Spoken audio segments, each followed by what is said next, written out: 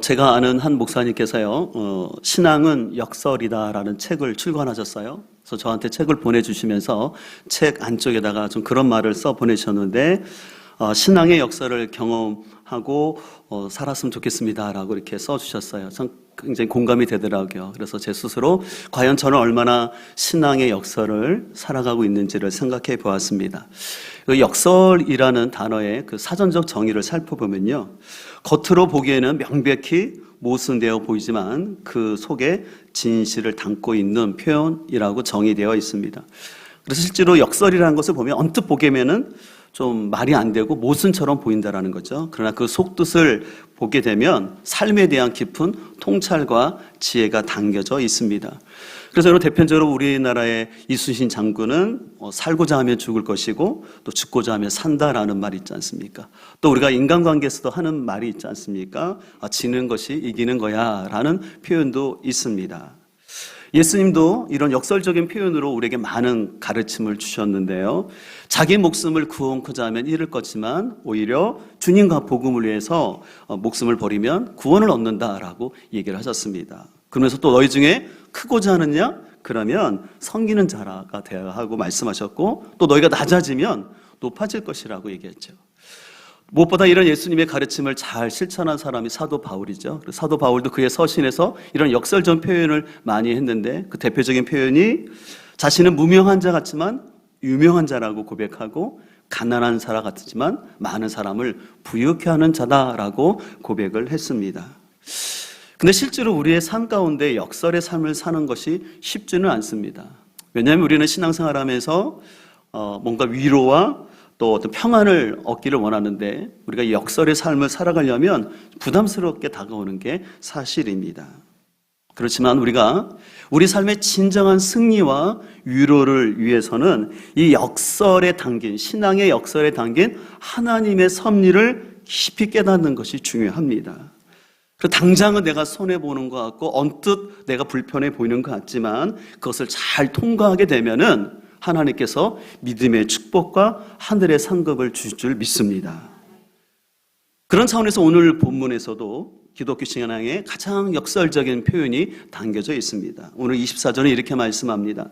내가 진실로 너에게 이르노니 한 알의 밀이 땅에 떨어져 죽지 아니면 한 알 그대로 있고 죽으면 많은 열매를 맺는다라고 말씀합니다.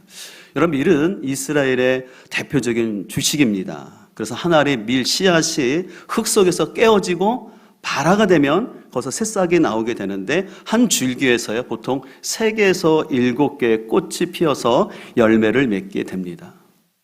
우리 예수님께서는요, 자신의 죽음을 비유하는 이 밀알 비유를 통해서 제자들에게 죽음이 가진 역설의 교훈을 말씀하고 있습니다. 그래서 예수님께서는 당신이 죽는 것이 당장은 손해요 실패인 것처럼 보이겠지만 자신의 죽음으로 말미암아 수많은 사람들이 하나님께로 돌아올 것이라고 말씀하십니다. 그래서 오늘 20절을 보게 되면, 명절에 예배하러 올라온 사람 중에 헬라인 몇이 있는데 그들이 갈릴리 베세다 사람 빌립에게 가서 청하여 이르되 선생님이요, 우리가 예수를 배웠고자 하나이다 라고 얘기합니다. 여기 명절은 6월절이에요. 6월절에 예루살렘 성전에 많은 이방 사람들이 찾아오는데 특별히 헬라인이 찾아와서 예수님을 만나고자 했어요. 근데 그 얘기를 들으시고 우리 예수님께서는 이방인이 예수님을 찾아온다라는 얘기를 듣고 이것을 계기로 해서 자신의 죽음의 때가 왔다라고 분명하게 얘기하십니다. 그래서 23절은 이렇게 말합니다. 예수께서 대답하여 이르시되 인자가 영광을 얻을 때가 왔도다라고 말합니다. 여기서 인자는 예수님이죠. 근데 예수님이 영광을 얻을 때가 왔다라는 것은 바로 십자가의 죽음을 말씀합니다. 여러분, 어떻게 예수님의 십자가의 죽음이 영광이 될 수 있을까요? 그 이유는 십자가를 통해서 유대인뿐만 아니라 수많은 이방인들이 돌아오게 되고 그 돌아온 그 백성들이 하나님께 영광을 돌리기 때문에 예수님은 이렇게 얘기를 하십니다. 그러면서 예수님은 만약에 반대로 한 알의 밀알이 죽지 않고 그대로 있으면 아무 일도 발생하지 않는다고 말씀합니다. 그래서 당장은 살아서 좋은 것 같지만 시간이 지나면 아무 열매도 없기 때문에 그 미라는 그냥 사라지고 말게 됩니다. 그래서 우리 주님께서는 한 알의 밀알이 죽어야 많은 열매를 맺을 수 있다라는 역설을 오늘 본문에서 가르치고 있습니다. 그렇다면 어떻게 우리는 이 죽음에 담긴 역설의 은혜를 누릴 수 있을까요? 그것을 위해서 우리는 죽음 이후를 볼 수 있는 영안이 열려야 합니다. 여러분, 영안이라는 것은 뭐냐면 영적인 안목이라고 말할 수가 있어요. 그래서 영적인 안목이라는 것은 뭐냐면요, 현실에 보이는, 눈에 보이는 것만을 집중하는 것이 아니라 그 이면에 있는 영적인 지혜와 진리를 깨닫는 것입니다. 그래서 영안이 열렸다라는 것은 뭐냐면 현실에 집착하여 세상에만 함몰되어 살아가는 것이 아니라 죽음 이후를 생각하기 때문에 이 땅 위에서 바른 삶을 사는 것입니다. 그렇지만 이런 부분에 어두운 사람이 있었습니다. 바로 요한복음 12장 10절을 보게 되면 대제사장들이 나사로까지 죽이려고 모의하니 나사로 때문에 많은 유대인이 가서 예수를 믿음이러라 하고 말씀하고 있습니다. 우리가 지난주에 살펴본 것처럼 마리아가 순전한 옥합을 깬 이후에 이제 베다니 나사로에서의 많은 사람들이 찾아왔습니다. 베다니에 사람들이 온 이유는 예수님을 보러 온 것뿐만 아니라 진짜 나사로가 살아났는지 사람들은 관심이 있어서 많은 무리들이 찾아왔어요. 그러자 이 대제사장들은 이 나사로가 살아난 것 때문에 많은 사람들이 예수님을 따르는 것이 싫어졌어요. 그러다 보니까 이제는 나사로까지 죽이기로 모의를 하게 됩니다. 근데 대제사장들은 이미 11장 53절에서 예수님을 죽이기로 작정하였다고 성경은 말씀합니다. 왜 그랬을까요? 왜냐하면 대제사장들은 그동안 이 성전을 중심으로 해서 자신들의 경제적 기득권을 유지하고 있었는데 예수님이 오셔서 이제 성전의 기능은 끝났다라고 성전 심판의 메시지를 선포했기 때문에 예수님이 너무 미웠어요. 거기에다가 나사로까지 예수님이 살리시니까 사람들이 막 따르는 것이었습니다. 그래서 이 대제사장들은 이제 이 예수님만 죽이면, 그리고 나사로까지 죽이면 자신들이 계속해서 유지하던 이 성전의 기득권을 유지하면서 또 백성들에게 자신들의 영향력을 계속 끼칠 거라고 생각을 했습니다. 안타깝게도 이 대제사장들은 자신들이 갖고 있는 그 기득권에, 또한 자신들의 그 권력에 눈이 멀어서 영적인 맹인이 되었죠. 그래서 그들은 성전 안에서 수많은 종교적인 의식을 집례했지만 정작 하나님의 원하시는 뜻은 잊어버리고 바른 삶을 살지 못하고 있는 안타까운 모습을 보여주고 있습니다. 근데 이런 모습은 대제사장만이 아니라 이 땅을 살아가는 우리에게도 나타날 수 있는 현상이라는 것입니다. 특별히 예일 대학에서 그 죽음학 강의로 인기를 얻고 계시는 셸리 케이건이라는 교수가 있는데요. 이분의 그 죽음학 강의는 꽤 인기가 있어서 또 책으로도 나왔어요. 그 책의 이름이 죽음이란 무엇인가라는 책입니다. 아마 2012년에 나와서 또 꽤 인기가 있었고 또 EBS에서도 이분과 관련된 인터뷰를 했습니다. 그러나 안타까운 것은 이분은 죽으면 다 끝난다라는 것이에요. 인간은 그냥 단순히 영혼 같은 건 없고 그냥 육체적인 존재만 있기 때문에 죽으면 다 소멸되기 때문에 죽음을 두려워하지 말고 그냥 이 땅에서 즐기며 살아라라는 그런 관점으로 얘기를 하고 있습니다. 제가 그 관련된 책이나 그 영상을 보면서 안타까운 마음이 들었어요. 굉장히 지성인이라고 말하지만, 굉장히 철학자라고 말하지만 우리의 삶을 그냥 이 땅에 육체적인 존재로밖에 보지 못하는 안타까움이 있었습니다. 이에 반해 우리 구주 예수님께서는 한 알의 밀알이 죽어서 많은 열매를 맺는 것처럼 자신의 죽음을 통해 우리의 모든 죄를 용서하시고 구원의 열매를 맺을 수 있기 때문에 우리 구주 예수님께서는 자발적인 죽음을 결정하셨습니다. 그러면서 25절에 이렇게 말씀하십니다. 자기의 생명을 사랑하는 자는 잃어버릴 것이요 이 세상에서 자기의 생명을 미워하는 자는 영생하도록 보존하리라 라고 말씀하고 있습니다. 여기 생명을 푸시케라고 하는데요, 이 생명은 뭐냐면 우리가 숨쉬는 것을 말하는 거예요. 근데 이 숨쉬는 생명이 끝하면 우리는 끝나는 거죠. 이에 반해서 영생이라는 단어가 나와요. 이 영생은 조회라고 하는데 이것은 하나님이 주시는 영원한 생명을 말합니다. 제가 우리 세가족반을 하면서 이 영생의 의미를 제가 많이 설명을 하는데, 이 영생이라는 것은요, 단순히 시간적으로 영원히 산다고 하는 개념은 아니에요. 그런 개념도 있지만 영생의 의미는 질적인 의미가 있어요. 다시 말해서 하나님, 죄로 인하여서 하나님을 잃어버렸던 우리들이 예수 그리스도로 인하여서 하나님의 자녀의 신분을 회복하는 것입니다.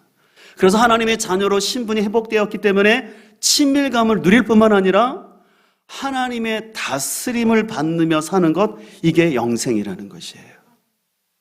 여러분, 만약에 어떤 사람이 병든 상태로 오래 살아요. 그게 복이 아니죠. 어떤 사람이 너무 가난하고 고통 가운데 영원히 살아요. 그것은 영생이 아닌 거죠. 그래서 하나님께서 주시는 영생이라는 것은 뭐냐면 하나님과의 관계가 회복되어서 친밀함과 그분의 다스림을 받는 거예요. 그래서 영생은 우리가 죽어서만 사는 것이 아니라 지금 여기서 우리는 영생을 누리며 살 줄 믿습니다.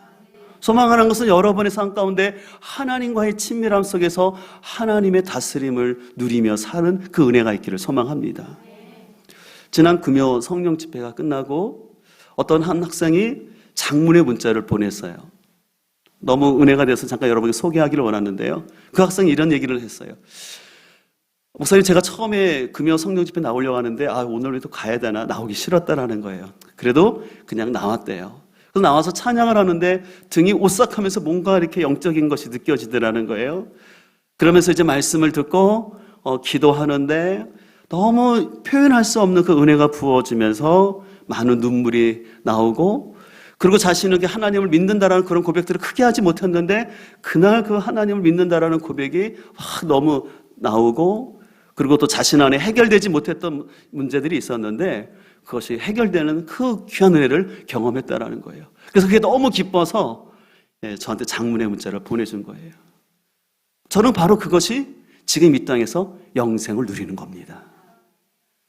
우리는 자꾸 영생을 아까 말한 오해하는 건 뭐냐면 내가 죽은 다음에 그냥 영원히 사는 것만 생각하는데, 그런 개념도 있지만 지금 이 땅에서 하나님의 살아계심을 내가 체험하고, 그리고 하나님의 친밀함 속에서 하나님의 다스림 받는 이 영생의 은혜가 우리 모든 성도들에게 가득하기를 주임으로 축복합니다. 그런데 예수님께서는 이런 영생을 누리기 위해서는 자기의 생명을 미워해야 한다는 역설적인 표현을 하시는 거예요. 여기서 자기 생명을 미워한다는 것은요, 옛 자의 생각과 반대되는 하나님의 뜻을 따른다는 것입니다. 그래서 아까 우리 한 학생의 얘기를 했지만 처음에는 우리도 그렇지 않습니까? 우리 학생뿐만 아니라 저도 마찬가지지만 어느 때는 좀 기도하기도 싫고 또 이렇게 예배 이렇게 해야 되나 그런 마음이 들 때가 있는 게 사실이에요. 근데 나의 감정과 생각을 내려놓고 기도하는 자리에, 예배하는 자리에 나올 때 내가 생각지 못했던 하나님의 은혜를 경험하게 되는 것이죠. 그래서 오늘 25절에 보면 자기 생명을 사랑하는 것과 미워하는 것, 이것이 대조되고 있어요. 근데 이것은 오해하지 말 것은 자기 생명에 대한 혐오를 말하는 게 아니에요. 여기서 주님께서 말씀하고자 하는 것은 뭐냐면 우선순위의 삶을 살라라는 것입니다. 내 감정과 내 생각이 있을 수 있지만 거기에 따르지 말고 하나님께서 원하시는 게 뭔지 먼저 우선적인 삶을 살라라는 것입니다. 그러면 우리가 이 땅에서 영생을 경험하며 누리며 살 수 있다라는 것입니다. 여러분은 어떻습니까? 여러분은 여러분 자신이 사랑하는 것을 미워할 수 있을까요? 어렵죠. 사람은 가르치지 않아도 본능적으로 자기 애가 강한 게 사람이 있지 않습니까? 본능적으로 인정받고 자기를 사랑하는 게 인간의 모습이에요. 그러나 하나님의 말씀 앞에서 나의 감정과 생각보다도 하나님의 뜻을 따르려고 할 때, 그러면서 내 자신을 부인하는 삶을 살려고 할 때 하나님과 동행하며 하나님과 친밀함과 하나님의 응답을 누리는 영생을 지금 여기서 경험하게 될 줄 믿습니다. 그래서 26절에 이렇게 말씀하세요.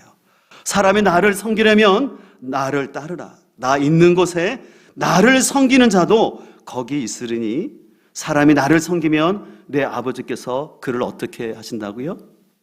예수님 말씀하세요. 너희가 나를 따르는 게 어렵지만 너희가 나를 따르려고 나한테 오게 될 때, 그리고 나를 섬기면 내가 너희를 귀히 여기겠다고 말씀하셔요. 오늘 이 음성이 여러분에게 들려지길 소망합니다. 때때로 우리가 주님이 섬기는 것이 부담스럽고 힘들지만 그러나 주님을 섬기러 나오는 우리의 모습을 우리 주님이 귀하게 보실 줄 믿습니다. 그렇기 때문에 실은 예수님의 이 가르침을 받은 12 제자를 비롯하여서 사도 바울 또 수많은 믿음의 사람들이 이 하나님의 예수님이 주신 영상의 말씀을 듣고 죽음 이후에 천국을 소망하면서 그들은 자신의 육신의 소욕을 거부하며 살았습니다. 바로 그 결과로 인하여서 구원의 수많은 열매들이 맺혀졌고 오늘 우리가 이렇게 하나님 전에 나와서 온전한 예배를 드린 줄 믿습니다. 여러분 2000년 전에 그 제자들이 순종하지 않았다면, 그 2000년 전에 수많은 사도들이 그냥 자신의 본능에 따라 편하고 안락한 삶만 추구했다면 오늘 우리에게는 이 복음이 전해지지 않을 것입니다. 불과 200년 전만 해도 유교주의와 샤머니즘에 가득했던 이 어두운 조선 땅에 젊은 선교사들이 자신의 소욕이 아니라 하나님의 말씀에 따라 순종함으로 와서 그들이 피를 흘려주셨기 때문에 우리 대한민국은 그 피의 은혜로 이만큼 귀한 열매를 누리고 있는 줄 믿습니다. 이제 우리 그 은혜를 우리는 기억하면서 우리 다음 세대에게 이것을 계속해서 우리 물려주기를 소망합니다. 그러나 이런 죽음 이후에 천국과 영원한 삶에 대한 영안이 열리지 않으면 그 사람은 계속 이 땅의 것만 집착하면서 세상의 것에만 눈이 먼 상태로 살아갈 수밖에 없습니다. 그래서 이렇게 영적으로 눈이 멀게 되면요, 자신의 삶에 열매가 없을 뿐만 아니라 자신의 가족 가운데도 그냥 하나님께서 원하시는 열매들이 맺혀지지 아니하고 그냥 인생을 허비하며 살 수밖에 없습니다. 하지만 나의 삶에 여러 가지 어려움과 고난이 있음에도 불구하고 영적인 안목이 있으면 그 현실을 뛰어넘는 현실의 어려움을 돌파할 수 있는 은혜와 하나님의 역사가 나타난다는 것이죠. 지난 금요일 날에 고대 한성열 교수님이 저한테 문자 하나를 보내주셨어요. 제가 참 좋아하는 청산병 시인의 시를 하나 보내주셨어요.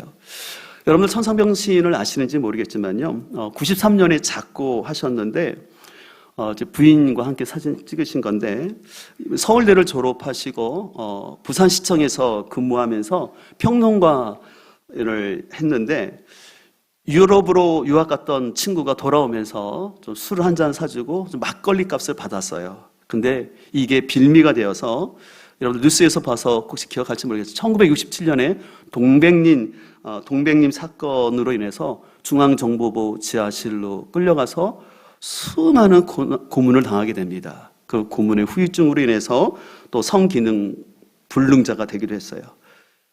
그나마 이제 6개월 만에 선고 유예가 돼서 풀려났지만 거지가 되어서 거리를 떠돌다가 청량리 정신병원에 수용됩니다. 이 사실을 몰랐던 가족과 친구들은요, 이 청산병 시인이 죽은 줄 알고 유고 시집을 냈어요. 근데 나중에 보니까 살았다는 얘기를 들었어요. 그래서 유고 시집을 가지고 그들이 가지고 청산병 시인을 찾아갔더니 이 시인이 고문의 후유증으로 기저귀를 차고 있으면서 얼굴도 많이 망가졌어요. 그래도 참 감사하게 42살에 결혼을 했습니다. 그래서 아까 사모님이 나온 거예요. 그러나 아까 말씀드린 것처럼 고문의 후유증 때문에요, 아이도 낳을 수 없었어요. 근데 그렇게 힘든 삶을 살았던 분이 나는 행복합니다라는 시를 썼어요. 그래서 한성열 교수님이 저한테 보내주셨는데 한번 제가 좀 소개해 드릴게요. 나는 아주 가난해도 그래도 행복합니다. 아내가 돈을 버니까. 늙은이 53살이니 부지런한 게 싫어지고 그저 들어누워서 KBS 제일 FM 방송에 고전 음악을 듣는 것이 최고의 즐거움이요. 그래서 행복. 텔레비전의 희극을 보면 되려 화가 나니 무슨 질환병이요. 세상은 그저 웃음이래야 하는데 나에겐 내일도 없고 걱정도 없습니다. 예수님은 걱정하지 말라고 했는데 어찌 어기겠어요. 참 저는 이 시를 보면서 시인의 그 위트가 느껴지는 거예요. 예수님이 걱정하지 말라는데 어떻게 내가 예수님 이기겠냐고. 그래서 시 처음에 그러지 않습니까? 아내가 돈을 벌어서 행복하더라고. 유머 섞인 표현을 하시죠. 이 고문의 후유증을 해서 굉장히 불행한 삶을 살았음에도 불구하고 이 아픔 속에서도 청상병 시인은요, 유머를 잃지 아니하고 자신의 처지를 신앙으로 승화시킨 것을 볼 수가 있어요. 그래서 저 개인적으로 청상병 시인의 귀천이라는 시를 참 좋아합니다. 그래서 우리 성도님들 천국 환송 예배, 특별히 화관 예배 때 제가 이 시를 종종 예배 시간에 불러드리는데 다시 한번 소개해드리면, 나 하늘로 돌아가리라. 새벽빛 와 닿으면 쓰러지는 이슬 더불어 손에 손을 잡고, 나 하늘로 돌아가리라. 노을빛 함께 단 둘이서 가슴에 놀다가 구름 손짓 하면은, 나 하늘로 돌아가리라. 아름다운 이 세상 소풍 끝나는 날 가서 아름다웠다라고 말하리라. 어떻게 보면 세상을 원망하고 정부를 원망하고 자포자기 할 수 있었음에도 불구하고 청상병 시인은 소풍 같다라고, 그래서 하나님 앞에 가서 아름다웠다라고 고백하겠다고 얘기합니다. 왜 이렇게 귀한 고백을 할 수 있었을까요? 저는 그 내면에 역설의 신앙이 있었다라고 저는 확신합니다. 이 청상병 시인뿐만 아니라 우리 안에도 이 역설의 신앙이 있을 때 우리는 이 세상을 넘어서 영혼을 바라볼 수 있는 영안을 가지고 이 땅에서도 하나님께서 나에게 주신 것에 자족하면서 감사하는 삶을 우리는 누리게 될 줄 믿습니다. 이제 중요한 것은 우리에게 죽음이 언제 찾아올지 아무도 모릅니다. 그렇기 때문에 우리는 주님이 부르는 그 순간까지 내 삶의 목자 되신 예수님을 따르면서 우리의 영광이 되시는 그 예수님을 신뢰하며 따라가는 것이 필요한 것이죠. 그래서 우리에게 필요한 것은 내 삶의 신앙의 좌절과 또 나의 삶이 안 풀리고 또 경제적 문제 또 여러 가지 갈등들이 있음에도 불구하고 목자 되신 예수님을 따라가는 것입니다. 지금 답이 없지만, 때로는 지금 괴롭지만, 그럼에도 불구하고 주님을 끝까지 따라가면 주님께서 분명히 나의 삶에 영광스러운 열매를 주실 것을 믿고 나아갈 수 있는 우리 모두가 되기를 소망합니다. 스코틀랜드 출신의 헨리 라이트 목사님이 계셨는데요. 이분은 21살에 성직으로 부름을 받았어요. 근데 원래부터 좀 폐가 안 좋으셨거든요.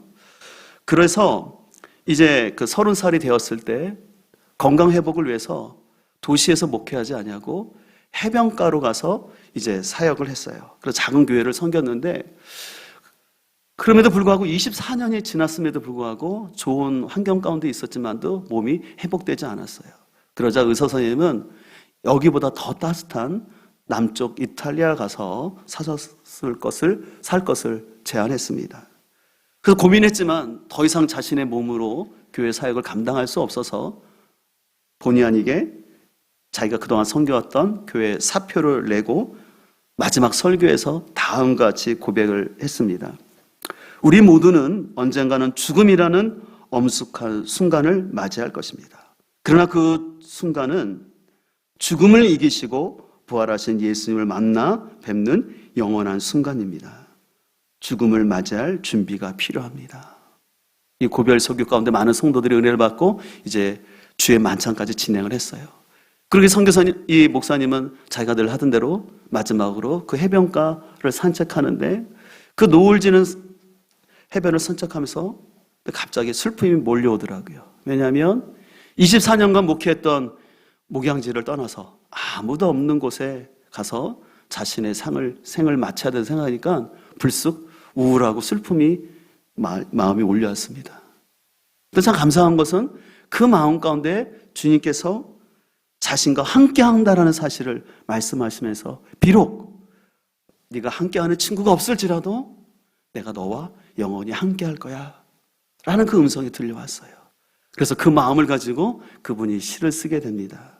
그래서 그분의 시를 통해서 만들어진 찬양이 찬송가 481장 때에 저물어서 날이 어두니입니다. 원래 영어 제목이 Abide with me라고 해서 저와 함께 해주세요라는 곡이에요. 그래서 보통 이 찬양은 삶의 항원길에서 주님과의 동행을 간절히 구함으로 인해서 흔히 황혼 죽음의 찬송으로 불려지는 찬양입니다. 근데 제가 얼마 전에 알게 됐는데 CBS 잘잘법이라는 프로에서 이 찬양에 대한 소개가 있었더라고요. 그래서 너무 제가 영상이 좋아서 잠깐 여러분들에게 그 영상 함께 좀 보여드리도록 하겠습니다.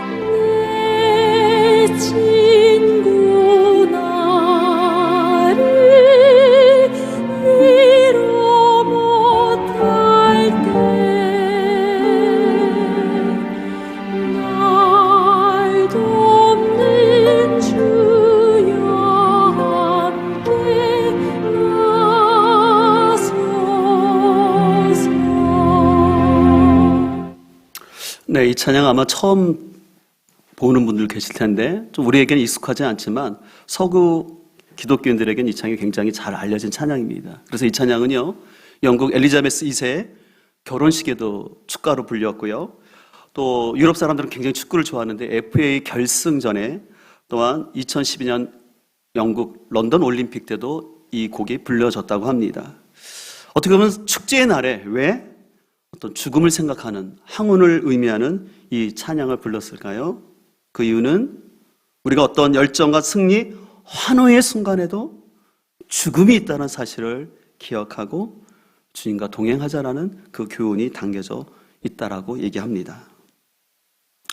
여러분은 한번 여러분의 죽음에 대해서 진지하게 생각해 본 적이 있나요? 여러분이 임종을 했을 때 과연 사람들이 여러분의 영정 앞에서 어떤 말, 또 여러분의 자손들은 여러분을 어떻게 기억할까요?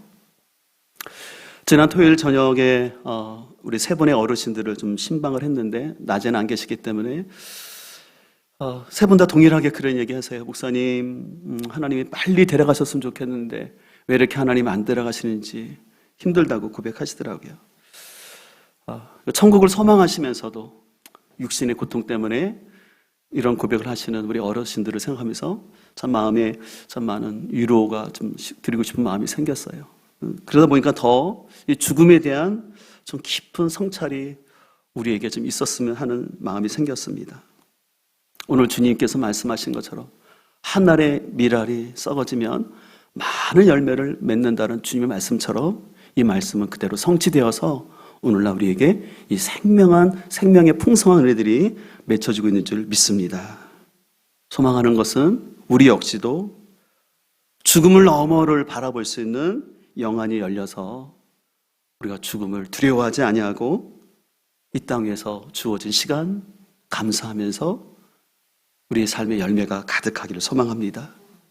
특별히 내일부터 시작되는 고난주간 말씀 사경을 통해서 성경적 죽음의 의미를 우리가 깊이 성찰하면서 아름다운 삶의 지혜들이 우리 모두에게 가득 넘치기를 주의 이름으로 축복합니다.